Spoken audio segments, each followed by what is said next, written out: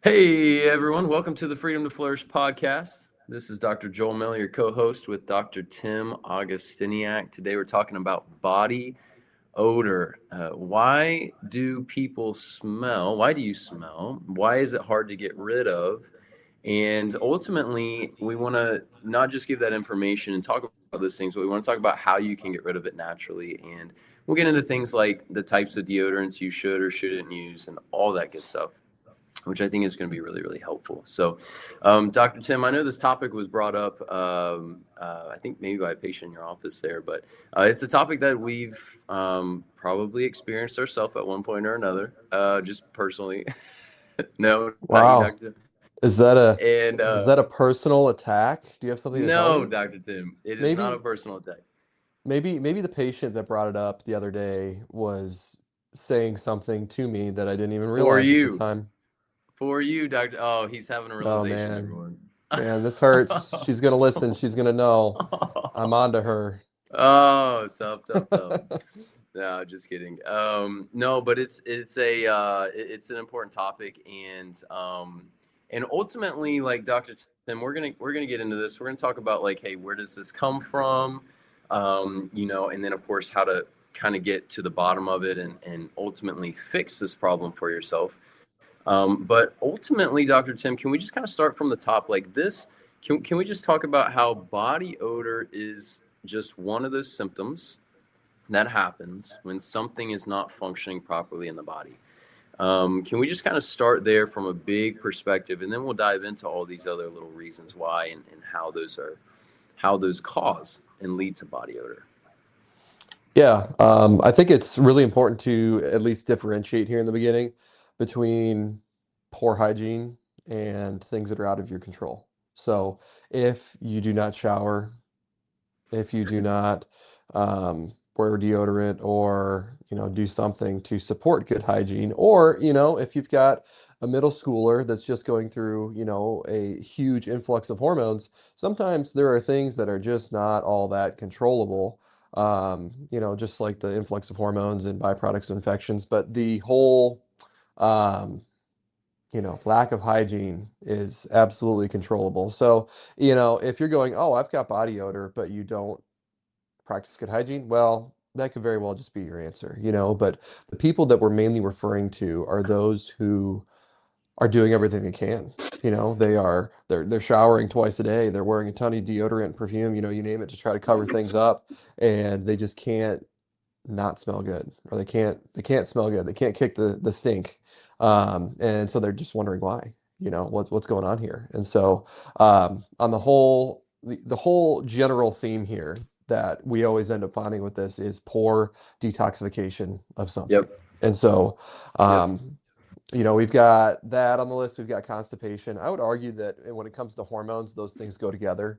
It's Yes. not often that adults experience body odor as a result of hormone issues, unless it's guys that are just totally juiced up on testosterone for bodybuilding and all that stuff. But your general, average Joe, or average, I don't know what average female name would be, but your average male, female adult, you're not going to experience body odor typically as a result of hormones. Usually that's not quite the case. Usually it's kids that are starting to go through puberty, where it's kind of like the first trimester of pregnancy, where it's just a giant surge of hormones that your body really hasn't experienced to that degree before, and therefore it kind of struggles to catch up. And so that's where, I mean, a lot of times kids will get, moody, or, they're just going through all the changes. And then also, hygiene wasn't super necessary to be on top of prior to the onset of puberty. It's just not quite the same. And so there's some habit things that need to be organized there as well. So in those situations, that's where you have to deal with making sure that you're eating properly, not producing too much cortisol or insulin, you name it. But then also potentially supporting some hormone detox pathways.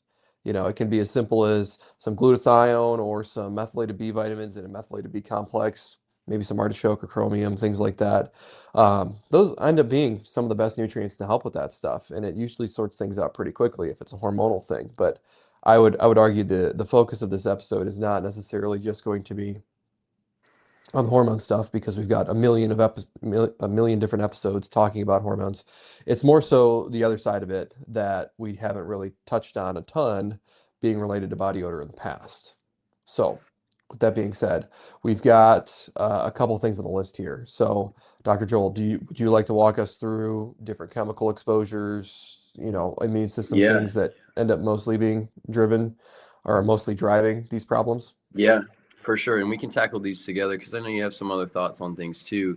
But in general, like you said, it's a detoxification issue. So one thing worth mentioning is just from a basic standpoint, kind of a detox 101, right? We detox through a few different methods. One is when we urinate, when we pee, we detox through that.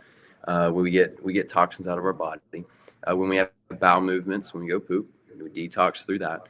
When we exhale, we detox through that as well, technically. And we're supposed to also be able to detox through our skin. Our skin is a huge detoxing organ. So, a lot of times, if your detoxification internally, specifically through like your liver, gallbladder, and then it goes out into your bowel movements, if that's not working properly, which we're going to get into that quite a bit, or if your kidneys maybe are under a little bit of stress, maybe they're not detoxing super well, then you can also have issues there that, stuff should be going out through your urine, but maybe it's not. And then what happens is when those things aren't detoxed properly, your body would send it out through your skin. And that's what the odor is. So just kind of from the basic standpoint, wanted to mention that. Number one, I'm actually going to start off with this one, Dr. Tim. Number one is like constipation. If you're not having normal, regular bowel movements, if things are not moving, getting out of your system, then you're just going to have a kind of a backup of toxins in your body, and they have to come out somewhere. And so a lot of times they'll come out through your armpits, and sometimes, it'll obviously make you have an odor. And so one thing, just kind of commenting on, because I know Dr. Tim, we did a whole episode on constipation and went kind of a deep dive in all that stuff. But in general, you in a perfect world, you should be having a bowel movement within like 30 minutes after every meal. That's my personal thoughts, Dr. Tim. I know we've talked about this a little bit before. But in general, I encourage people, like, you should be going at least, like, if you're eating 3 meals a day, you should be going at least like twice a day. Anything less than that does not mean that your health is terrible or anything like that. It just means like, hey, there's definitely room for improvement. You're probably not detoxing as well as you could, and that kind of thing. So number one, we got to have the bowels move. Number two, before the bowels are moving, we have the detoxification. So chemical exposure is a big piece. And Dr. Tim, I know you had some different thoughts on this one, but when we talk about chemical exposure, I mean, a lot of times what I think about, honestly, is like, are we drinking clean water? Are we breathing clean air? Like, those are super basic things. But then also, like, obviously, what are the chemicals we're using for our overall appearance, right? Like our hair and our skin, makeup, stuff like that. What are we using with cleaning products, things like that? Dr. Tim, what are some other thoughts that you had there on the chemical front and things that we're exposed to that, hey, you could actually maybe make this simple switch and save some of that stress from your body having to detox it? Yeah, I remember. So when I brought this topic idea up, we were talking about kind of what the flow would be and the ideas that we had for it. And when I said, what did I say? You say Occupational like chemical exposures. something, chemical Yeah, exposures. yeah, chemical exposures occupationally or whatever. And Dr. Joel, you were like, well, what do you mean by that? Is it like an OSHA violation? Do we have to Like call we got to call somebody? OSHA, or what is that? We got to call OSHA and report these people, but no, that's not actually what we mean. There are, let's put it like this: painters that use oil-based paints. There are chemicals that you're going to be exposed to, and if you do not wear a respirator, you're going to have problems. And so, Yeah. making sure that you're wearing your PPE in those situations. But then, say hairdressers, all sorts of chemicals that they'll use on hair to do perms or to bleach hair or, do all the things that hairdressers do. There's a ton of chemicals that when you breathe them in, it's not like you just breathe them in and you just smell it. The smell is a window for our body to detect what's in the air. And so, as bad as it sounds, when you go into a bathroom and it really smells in there, it's because there's particles of things flowing around, floating around. If you go into a hair salon and you smell chemicals, it's because there are chemicals in the air that you are inhaling. When you use paints, the reason you're smelling paint is because there are chemicals in the air that you're detecting. And so anytime that you're smelling, you say perfumes or, hair care products or, whatever they use in hair salons, it's stuff that your body is absorbing through your lungs because your lungs are very, very permeable. That's why smoking and stuff like that, people, I don't know why they do it, but apparently it makes them feel good for whatever. But the nicotine, and things like that, if you inhale something, it crosses that blood-air barrier very, very, very effectively.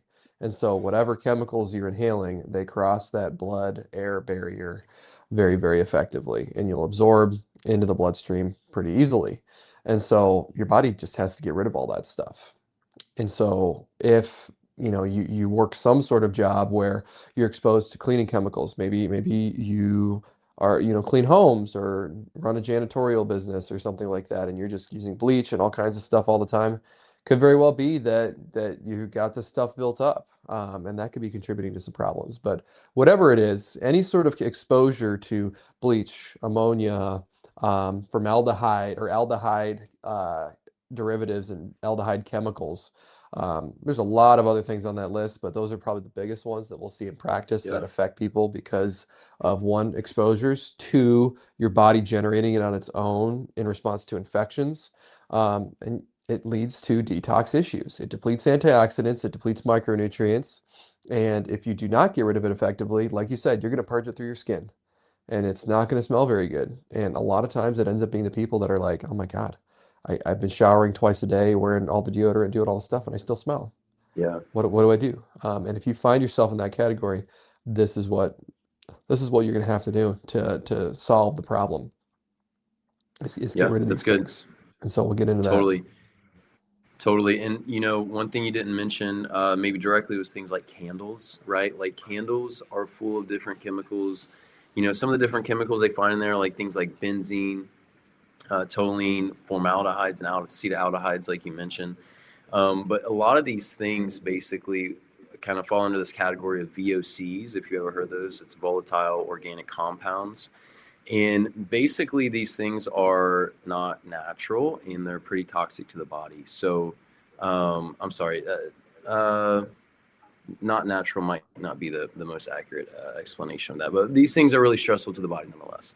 And there just tends to be a lot of different synthetic, like just fragrances and dyes and stuff like that. So, all in all, just be careful, kind of like being aware of like what's in the air, what you're breathing in, and kind of what you're using to freshen up things. And of course, like you mentioned, Dr. Tim, all the different chemicals and things. So, So um, on yes, that note, something that I think is probably important to mention real quick too is if you're sensitive to the smell of candles, perfumes, chemicals, and it's just so intense to you, where other people that are exposed to it, you observe they just don't have the same reaction. Think of it like your glass of water that can get filled up with these chemicals is already full, and therefore your body smells it very, very, very intensely. Versus if you smell it and you can flush it out and your body's getting rid of it, you don't sense it as intensely. So yeah. that's a Sorry, say good that. outside of body odor, that's a good symptom of or a good telltale sign that you could have toxicity with these things. Yeah, yes, absolutely. And so, going back to like the byproducts of infections, we talked about acetaldehydes can come from um, different chemicals and stuff like that that we're exposed to. Acetaldehydes are also something that our body makes, right? So let's kind of jump into that a little bit more. So we've talked about exposures, exterior exposures, but we can also have interior production of these things, meaning that our body actually produces some of these different kind of byproducts. And these usually come from infections. So a lot of times when we talk about health in general, when we talk about detoxification, we talk about the gut health, we talk about infections, we talk about bacterial overgrowth. Sometimes we'll call that, when it's in the small intestine, we call it SIBO, small intestine bacterial overgrowth. If it's a fungal overgrowth or imbalance, that's SIFO, small intestine fungal overgrowth, if it's in the small intestine. And of course, you can get parasites and things like that. Dr. Tim, these are things that we see quite often. And to be honest, a lot of times if people really want to learn more, I'll say, hey, go listen to our episodes on gut health. and infections and stuff like that. And if you feel like you've been dealing with one of those things or you have those symptoms, go listen to those episodes because we'll go a lot more in depth. But the general thing that I recommend with people is like, if you have gas or bloating, you probably have some kind of bacterial or fungal issue because bacteria and fungus gives off this gas that we have to deal with, and that either makes us bloated or it just gives us gas. But the other thing is, if you don't, maybe you have some of that, but maybe you just have like irregular bowel movements and your digestion is just kind of off and you don't handle certain foods well. A lot of times I encourage people like, hey, those are signs that there might be parasites or there might be bacterial imbalances or there might be fungus imbalances. But I like to mention that just kind of from like a general overhead of like, hey, like these are some of the symptoms because these are things that people have all the time. And I'm like, hey, that's not normal or healthy. It's common, but not normal or healthy. Um, so Dr. Tim, what else do we need to discuss here as far as the infections? I guess maybe let's get into these a little bit more. We've got ammonia, we've got hypochlorite, and then acetaldehyde. I'll maybe touch on this first one here with ammonia. So ammonia it's a nitrogen with 3 hydrogen molecules. That's not super important for us here now, but essentially ammonia is something that, yes, you can get it as a cleaning product. And obviously you want to be careful of like inhaling too much of this stuff. But also ammonia, like the main source that we're going to get is not actually from protein intake. A lot of people say, oh, you eat too much protein, you're going to get this toxicity. It's going to stress your kidneys, all that stuff. I don't see that so much to be the case. I see ammonia is more a buildup in the body due to things like bacteria, fungus, parasites that give off ammonia and causes increased production. And a lot of times with ammonia, the main symptoms I'll see, Dr. Tim, with ammonia is you're going to have decreased GABA. And GABA is the hormone that calms your brain. So when you have decreased GABA, you have more anxiety and you have a hard time falling asleep because your mind is racing. Those are some of the biggest symptoms I see with when it comes to ammonia.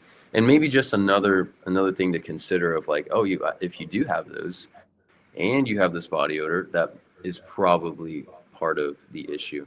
Dr. Tim, anything else to add there on ammonia? And of course, we'll mention in a little bit here, like, hey, how do you detox these things? And we'll talk about that here in a little bit. Yeah. So you had mentioned not from protein intake. I would argue that that's true. But something important to mention too, because a lot of our listeners are not just, oh, I have a health problem. They are, athletes. They are endurance training for marathons and all this stuff. And so it is important to mention that if you go a little too extreme with dietary restrictions and you're doing basically no carbs, low fat, high protein, you can get excess gluconeogenesis, which is the process where your body will convert proteins or amino acids into products your body can use for ATP production, therefore basically sugar. You'll convert it to acetyl-CoA. But regardless, with that being the case, you can actually get ammonia toxicity due to excessive demand for protein to then use for energy. And so you do get excess protein breakdown in those situations. But that's because you're at the expense of using, not enough carbs for energy. You're using more so proteins for that. Typically, if you're eating a lot of protein and you're getting like a good balanced diet, it's not going to be a problem.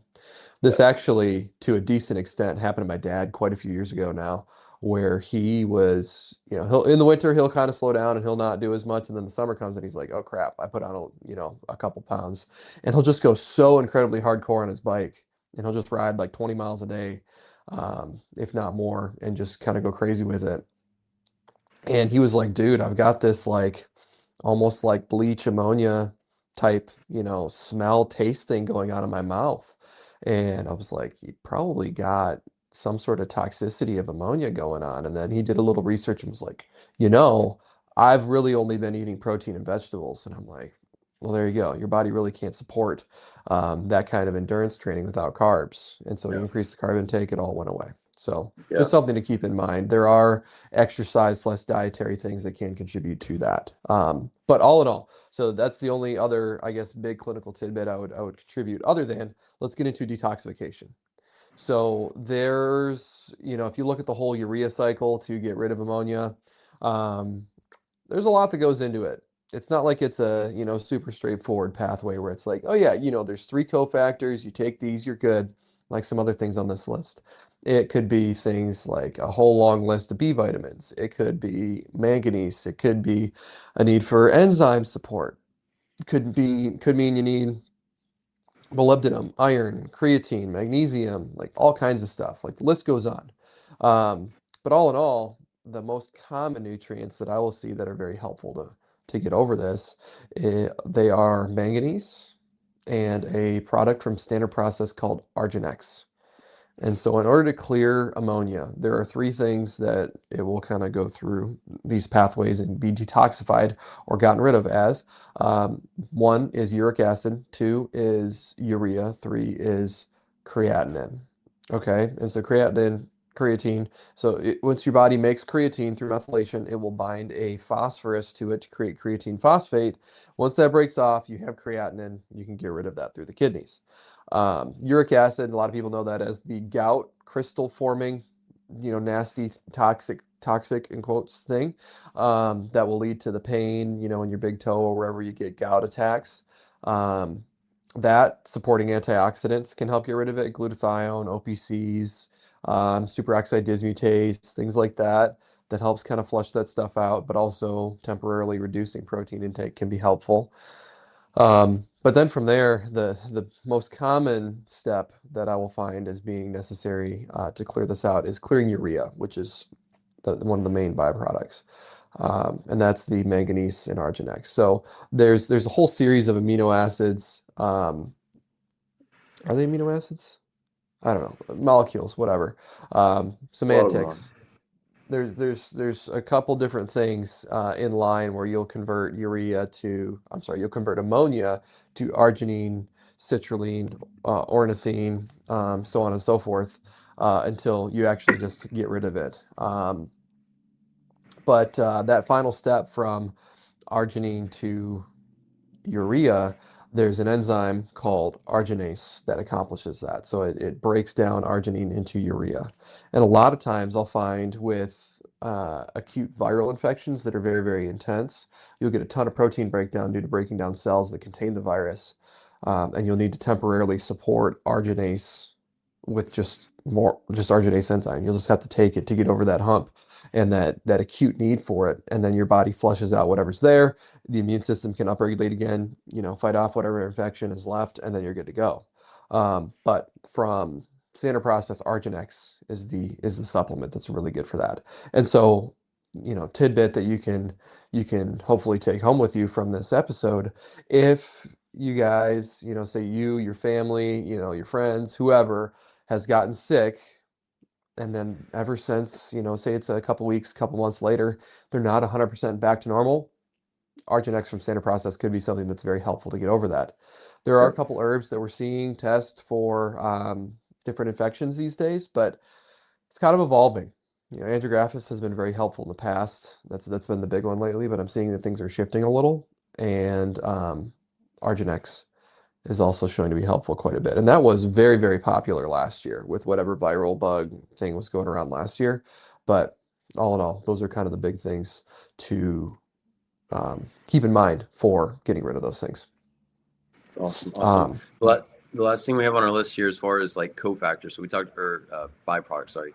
We talked about ammonia, we talked about hypochlorite, and then acetaldehydes are also important. There's a good bit to talk about here, right? Because we have ethanol from alcohol, which breaks down into acetaldehydes. And then our body has to detox that. And so acetaldehydes, essentially, it's a chemical structure that you can have as a byproduct from bacteria and fungus in your body. You can also have it from other sources, like breathing in like impure air. Poor air quality can increase acetaldehyde toxicities. Mold is technically an acetaldehyde. And then, of course, alcohol breaks down into acetaldehyde. So what are signs and symptoms that you might have this toxicity? One of the biggest ones is that you have brain fog. And so if you have brain fog, where it's just like, man, sometimes my brain's just not as sharp. I can't find my words. I can't remember that person's name, stuff like that. It's either a sign that, number one, that, likely there's some kind of acetaldehyde toxicity, which could be coming from your gut health. So if you have gas and bloating, then it's probably coming from that. And that could be a reason why you have body odor.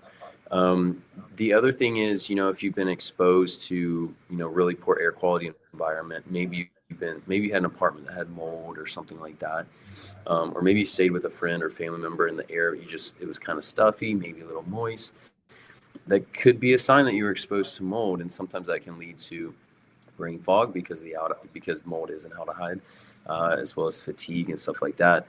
But then the last thing there is, like, especially if you drink alcohol and you notice a lot of like brain fog soon or the next day, that kind of thing. That's why your body has a buildup of aldehydes, and like Dr. Tim said, if you breathe in different smells, perfumes, air fresheners, and it causes you issues, you're real sensitive to them, you have a huge aldehyde toxicity in your body, and so you need to detox those things. In general, detoxing these things can be very simple in some ways and very difficult in other ways. I would say, Dr. Tim, the way I kind of explain it is, there's 4 things that break down aldehydes: B2 riboflavin, iron, B3 niacinamide, and then I almost said B4 because I was going on the list. Molybdenum, not B4, molybdenum. And so, regardless, there, B3 and molybdenum, most people need to support as far as supplementation goes. Iron and B2, I usually find, are deficient, usually because of infections. Things like bacteria, parasites, and fungus will feed on B2 and iron. And so, if you have these issues, you take B3 and molybdenum, and those things help generally.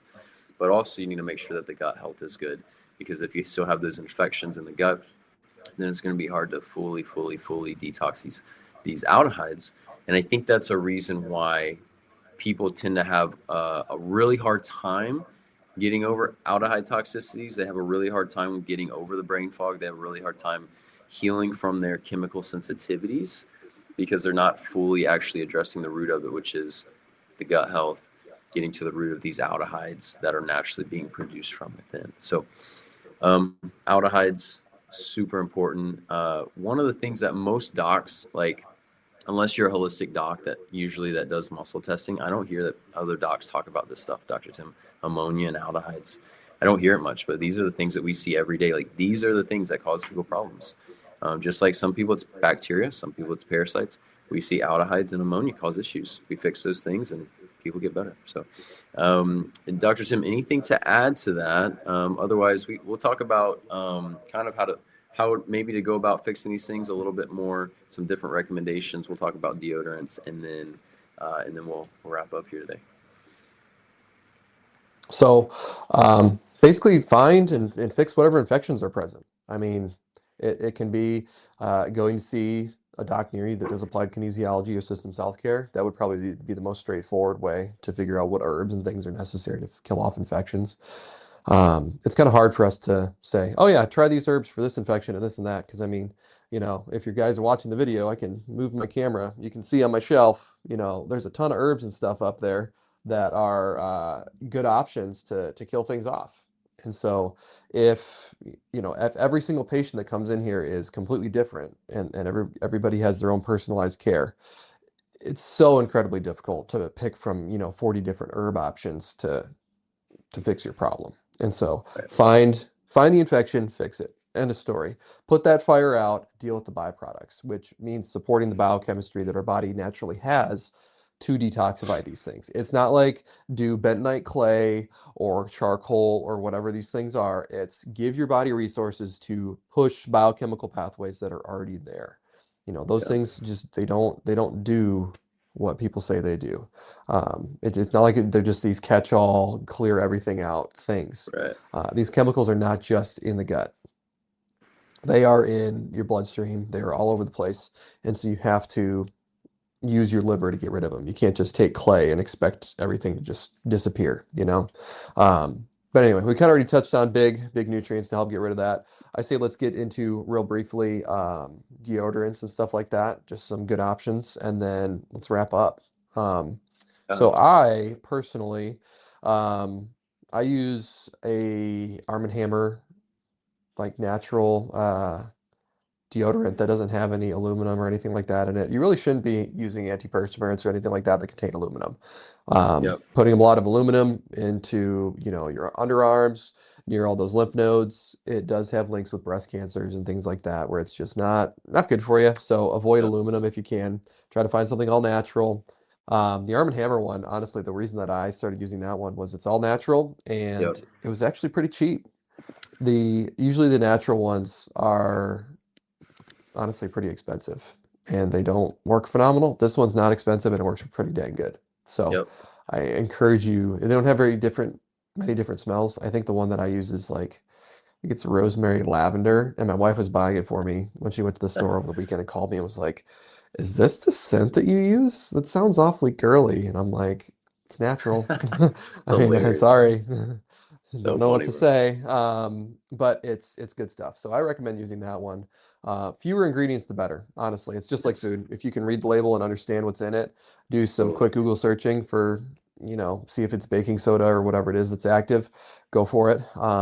But that's kind of my recommendation is using that one. It's a white container with a yellow cap.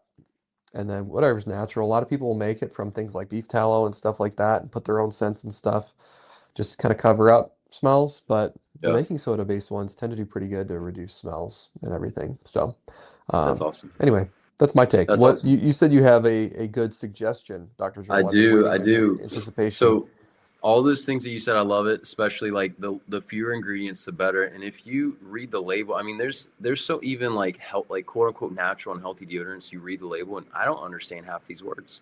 And it's just like, okay, it's what it is, it's a lot healthier than other options. But if you can make your own and use as few ingredients as possible, that's going to be 1 million times better.